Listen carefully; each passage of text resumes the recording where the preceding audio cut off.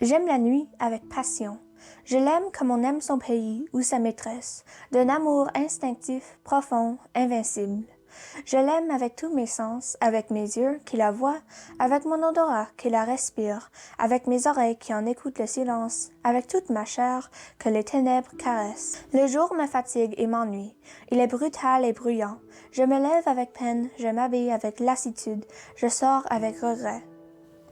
Mais quand le soleil baisse, une joie confuse, une joie de tout mon corps m'envahit. Je m'éveille, je m'anime. À mesure que l'ombre grandit, je me sens tout autre, plus jeune, plus fort, plus alerte, plus heureux. Ce qu'on aime avec violence finit toujours par vous tuer.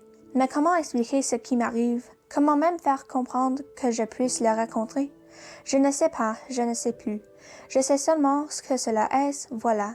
Donc, hier. Était-ce hier? Oui, sans doute. Ce doit être hier, pourtant, puisque le jour ne s'est plus levé, puisque le soleil n'a pas reparu. Mais depuis quand la nuit dure-t-elle? Depuis quand? Qui le dira? Donc, hier, je sortis, comme je fais tous les soirs, après mon dîner. Il faisait très beau, très doux, très chaud. Tout était clair dans l'air léger, depuis les planètes jusqu'au bec de gaz. Les nuits luisantes sont plus joyeuses que les grands jours de soleil. Sur le boulevard, les cafés flamboyaient. On riait, on passait, on buvait. Je m'arrêtais sous l'Arc de Triomphe pour regarder l'avenue, la longue et admirable avenue étoilée allant vers Paris entre deux lignes de feu et les astres. Je marchais, longtemps, longtemps. Puis je revins. Quelle heure était-il quand je repassais sous l'Arc de Triomphe? Je ne sais pas. La ville s'endormait et des nuages, de gros nuages noirs s'étendaient lentement sur le ciel. Pour la première fois, je sentis qu'il allait arriver quelque chose d'étrange, de nouveau. Il me sembla qu'il faisait froid, que l'air s'épaissait, que ma nuit bien-aimée devenait lourde sur mon cœur. L'avenue était déserte. Maintenant, seuls deux sergents de ville se promenaient auprès de la station des fiacres.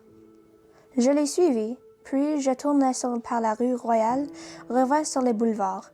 Plus personne, plus de cafés éclairés, quelques attardés seulement qui se hâtaient. Je n'avais jamais vu Paris aussi mort, aussi déserte.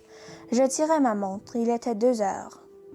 Une force me poussait, un besoin de marcher. J'allais donc jusqu'à la Bastille.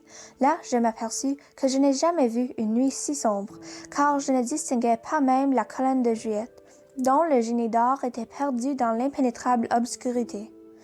Une voûte de nuages épaisse avait noyé les étoiles. Alors, je m'aperçus tout à coup que les becs de gaz s'étaient éteints. Je sais qu'on les supprime de bonne heure avant le jour en cette saison, par économie, mais le jour était encore loin, si loin de paraître. Où donc étaient les sergents de ville, je me dis? Je vais crier, ils viendront. Je criai, personne ne répondit.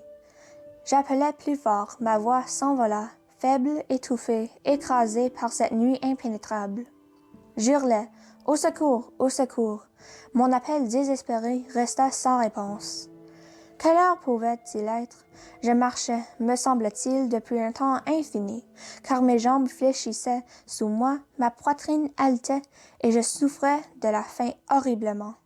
Et tout à coup, je m'aperçus que j'arrivais aux halles. Les halles étaient désertes. Sans un bruit, sans un mouvement, sans une voiture, sans un homme. Elle était vide, immobile, abandonnée, morte. Je repartis, mais l'heure, qui me dirait l'heure? Aucune horloge ne sonnait dans les clochers ou dans les monuments.